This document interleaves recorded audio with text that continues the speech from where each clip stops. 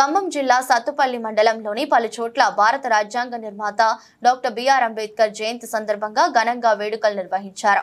Sathupalli MLA శ్రీమతి మట్టా రాగమై దయానంద్ సత్తుపల్లి పట్టణంలో ఉన్న అంబేద్కర్ విగ్రహానికి పూలమాలలు వేసి ఘనంగా నివాళులర్పించారు.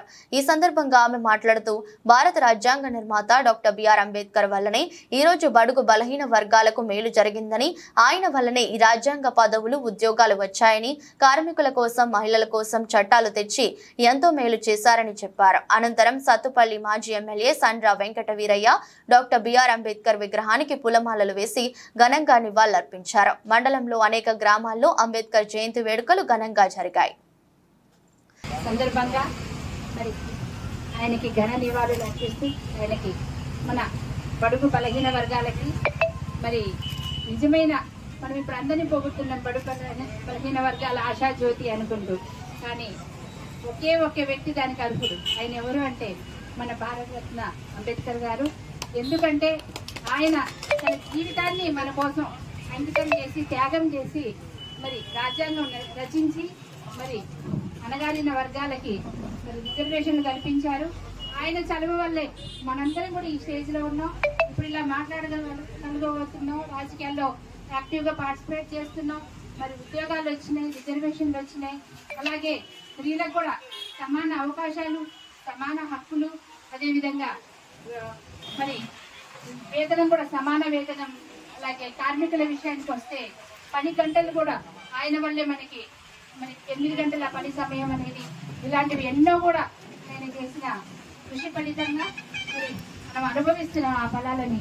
కనుక ఆయనని ఈ విధంగా మనం స్మరించుకొని ఆయనకి కృతజ్ఞత తెలియజేసుకోవాల్సిన అవసరం ఎంతో ఉంది. మరి ఆయన ఆశయాలని మనం ఇంకా ఏ విధంగా అయితే ఆయన కులరహిత సమాజం కావాలి అనుకున్నారో అందులో భాగంగా మనం కూడా మరి ఆయన ఆశయాలని మనం ఆచరణలోకి తీసుకురావాలి, ఆయన అడుగుజాడల్లో నడవాలని ఆశిస్తూ మరి ఒక్కసారి జోహార్ అంబేద్కర్, జై భీమ్.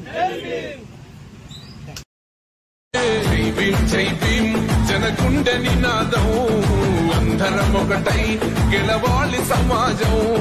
జై భీమ్ ఒక యుద్ధ నినాదం, అందరి కోసం గది పోరు ప్రవాహం.